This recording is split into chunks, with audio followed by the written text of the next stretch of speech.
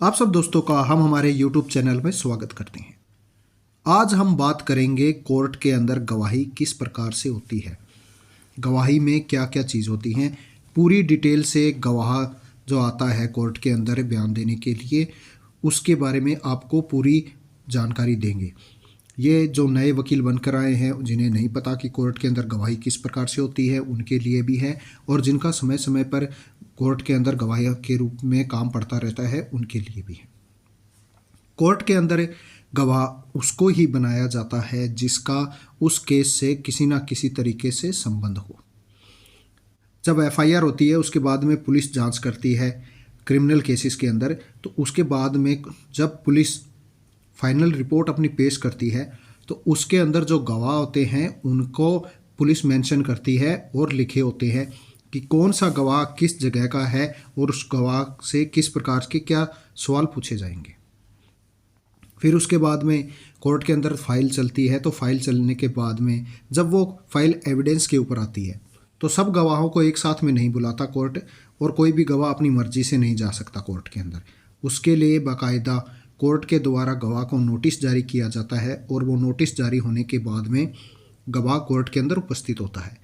यदि गवाह टाइम से कोर्ट के अंदर उपस्थित नहीं हो तो उसके खिलाफ बेलेबल वारंट भी निकलते हैं, और फिर उसके बाद में अरेस्ट वारंट भी जारी होते हैं।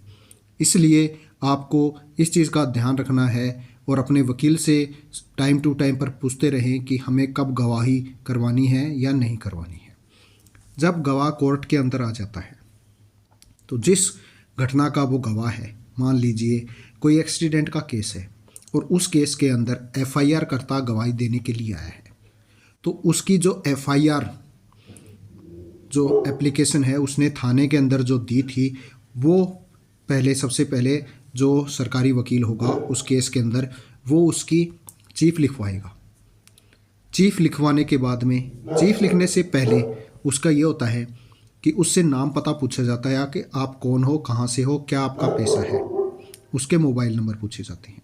फिर उसके बाद में उसे शपथ दिलाई जाती है कि जो कहूँगा मैं सच कहूँगा। आपने फिल्मों में बहुत बार देखा होगा होता है। फिर उसके बाद में सरकारी वकील मुख्य परीक्षा करवाता है। मुख्य परीक्षा के अंदर अमूमन सरकारी वकील वही चीज़ें उससे पूछता है जो उससे रिलेटेड होती हैं, जो उसने फाइल के अंदर जो उसके बयान लिखे हुए हैं, जो उसके थाने के अंदर बयान होते हैं, वो करवा देता है। फिर उसके बाद में जो मुलजिम पक्ष का वकील होता है, वो आकर क्रॉस क्वेश्चन पूछता है। ये क्रॉस क्वेश्चन पूछने का तब तक का खेल चलता है जब तक मुलजिम के वकील को ये ना लगे कि ये गवाह अपने को कुछ निकाल कर देने वाला नहीं है। इसीलिए जो आप गवाही कोर्ट के अंदर देने के लिए जाओ, तो आपको पहले उस फाइल के अंदर पढ़ना ज़रूरी है कि हमने किस प्रकार की क्या गवाही दी है। उसके बाद में कोर्ट के अंदर जो मुलजिम पक्ष का वकील आपसे कुछ भी पूछे, तो आपको उसकी बात पहले अच्छे से ध्यान से सुननी है। उसके बाद में उसकी गवाही जो है आपकी, वो पूछ रहा है जो सवाल, वो आपको जो जवाब देंगे वही उसके अंदर लिखा जाएगा। कई बार डबल मीनिंग जो सवाल है वो मुलजिम पक्ष का वकील बहुत बार पूछता है, तो उसमें आपको सोच विचार कर कर और आराम से उनके जवाब देने चाहिए। यदि ये आपको हमारे द्वारा दी गई जानकारी अच्छी लगी तो हमारे वीडियो को शेयर करें और सब्सक्राइब करना ना भूलें। धन्यवाद।